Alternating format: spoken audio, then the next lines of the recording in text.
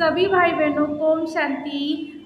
और आज हम चर्चा करने वाले हैं कि हमारे आपसी संबंध खराब कैसे होते हैं। तो जानते हैं एक छोटी सी वीडियो के माध्यम से कि हमारे आपसी संबंध खराब होने का कारण क्या है और उसका निवारण क्या है। तो सबसे पहले हम जानेंगे कि जैसे किसी के घर में जब लाइट आती है ना, प्रकाश आता है, बिजली वाली लाइट आती है, तो उसमें एक ठंडा तार होता है और एक गर्म तार होता है।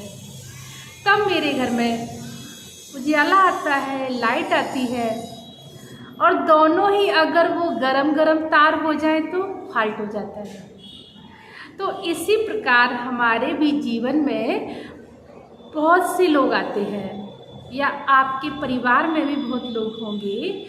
तो हमें अगर एक गरम है तो दूसरे को ठंडा हो जाना चाहिए, और दूसरा गरम है तो पहले को ठंडा हो जाना चाहिए। लेकिन हम ठंडे नहीं होते हैं, दोनों लोग एकदम गरम हो जाते हैं, जिससे कि फाल्ट हो जाता है। फाल्ट होना माना मेरे आपसी संबंध खराब हो जाती है, जिससे कि हमें फिर मेरे व्यवहारों में दरार आ जाती है, आपसी संबंध खराब हो जाते हैं, परिवार में मनमुटाव हो जाता है, किसी कार्य में मन नहीं लगता है।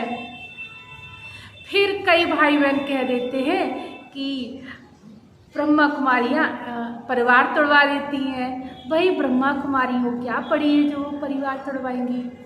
सीधी सी बात है कि जब अपने ही घर में अगर प्रकाश लाना होता है तो एक ठंडा तार होता है, एक गर्म होता है, तब मेरे यहाँ लाइट ठीक से जलती है। अगर दोनों ही गरम हो जाए तो घर में अंधेरा आ जाता है, लाइट चली जाती है। और जब हम भाई बहन आपस में दोनों लोग गरम हो जाते हैं तो मेरे जीवन में भी अंधेरा आ जाता है, फिर हमारे आपसी संबंध खराब हो जाते हैं।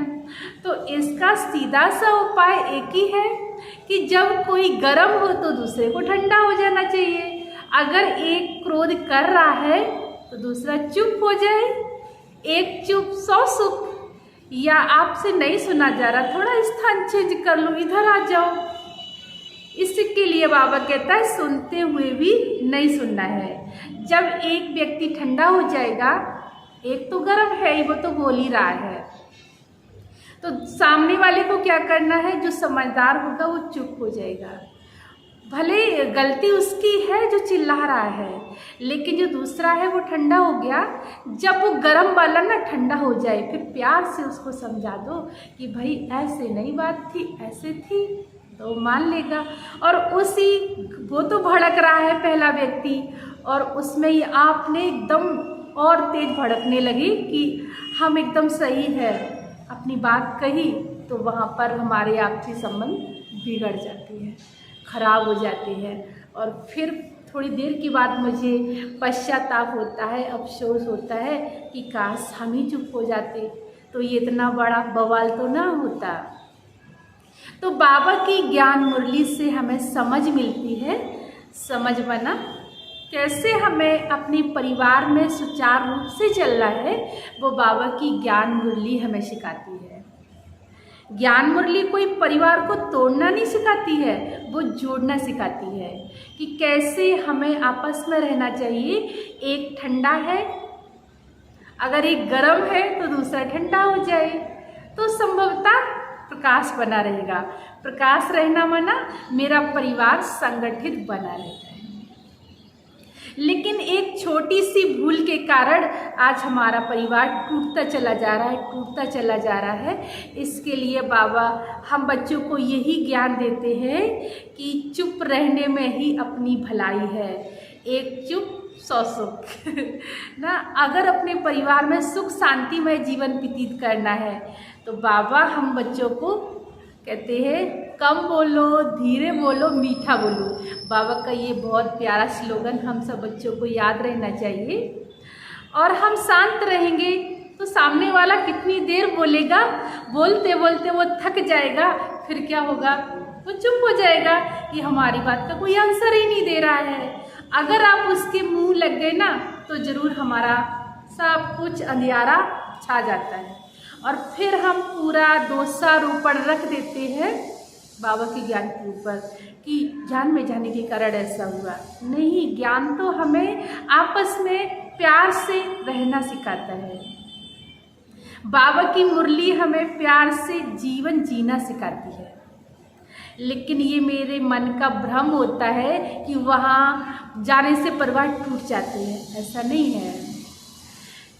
चाहे आप किसी भी क्षेत्र में जाएं, आपको सुनना हर जगह पड़ता है, लेकिन बाबा का ज्ञान हमें सिखाता है सुनने के साथ साथ समझ भी होनी चाहिए। समझ कौन सी? चुप रहने की। और बाबा के ज्ञान की मुरली सुनने से मेरे जीवन में वो शक्ति आती है जो हम चुप रहना सीख जाते हैं। और मुझे ये आना चाहिए कहाँ मुझे शांत रहना है और कहाँ मुझे बोलना है। ये जब तक खुद को नहीं पता होगा तो हम आपसी संबंधों में दरार आती ही चली जाएगी। इसके लिए बहुत ज़रूरी है परमात्मा से अपना संबंध जोड़ना और बाबा की जो बताई हुई श्रीमत है उसको अपने जीवन में धारण करना। कई भाई बहन कहते हैं कि ज्ञान में हम चल रहे हैं, लेकिन अगर अपने आप से ये पूछा जाए कि ज्ञान आप में कब से चल रहा है? ज्ञान में चलना एक अलग बात है कि हम ज्ञान में चल रहे हैं, लेकिन जो बाबा की श्रीमत है ना, जो बाबा का ज्ञान है, वो आपके अंदर कितना चल रहा है। जब मेरे अंदर वो ज्ञान मेरे प्रैक्टिकल चलन में दिखाई देगा, मेरे अंदर ज्ञान होगा, तो हम किसी से डिफेक्ट नहीं खाएंगे, किसी से चोट नहीं खाएंगे, हमारे आपसी संबंध कभी खराब नहीं होंगे। तो बाबा की मुरली हमें जोड़ना सिखाती है, न कि तोड़ना। बाबा का ज्ञान हमें आगे बढ़ना सिखाता है, जीवन में खुश रहना सिखाता है और आगे बढ़ने की कला सिखाता है, सदा मुस्कुराते रहना सिखाता है।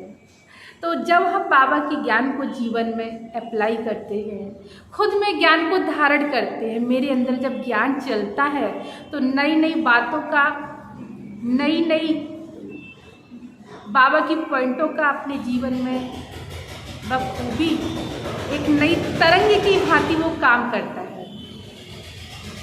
तरंग माना जैसे कहीं से हमारी बात हो रही होती है और हमारी लाइन अगर क्लियर है तो मेरे अंदर वो संकल्प चलता है कि वो व्यक्ति मुझे याद करे।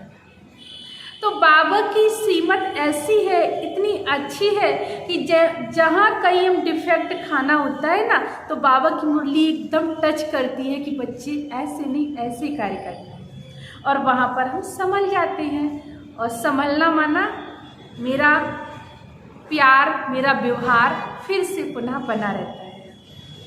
तो परमात्मा शिव से अपना संबंध जोड़ना बहुत ज़रूरी है, जो कि हमारे जीवन में एक नई दिशा लाता है। मन को मारना नहीं है, उसको सुधारना है, माना एक नई दिशा देनी है। और दिशा देना माना ज्ञान को अपने जीवन में धारण करना है। तो मेरा जीवन ये सुखमय जीवन व्यतीत कर सकते हैं, हम किसी के प्रभाव में नहीं आएंगे, मेरे आपसी संबंध टूटने से बच जाएंगे, और बच जाएंगे तो हम सदा टेंशन फ्री रहेंगे। और हमारे आपसी संबंध खराब है तो संभवतः हम टेंशन में रहेंगे। आज टेंशन से 80% बीमारियां पैदा हो रही हैं, और टेंशन से छुटकारा पाने का एक ही उपाय है अटेंशन में रहना। कई जगह लिखा होता है ना, अटेंशन प्लीज। तो बाबा की मुरली भी हमें क्या सिखाती है? अटेंशन में रहना। कि अगर टेंशन आता है ना तो खुद में अटेंशन की कमी है, तो हर जगह यही लिखा होता है अटेंशन प्लीज, और बाबा भी कहता है अटेंशन प्लीज, तो हम चोट खाने से बच जाएंगे। तो हमारे संबंध बहुत अच्छे रह सकते हैं।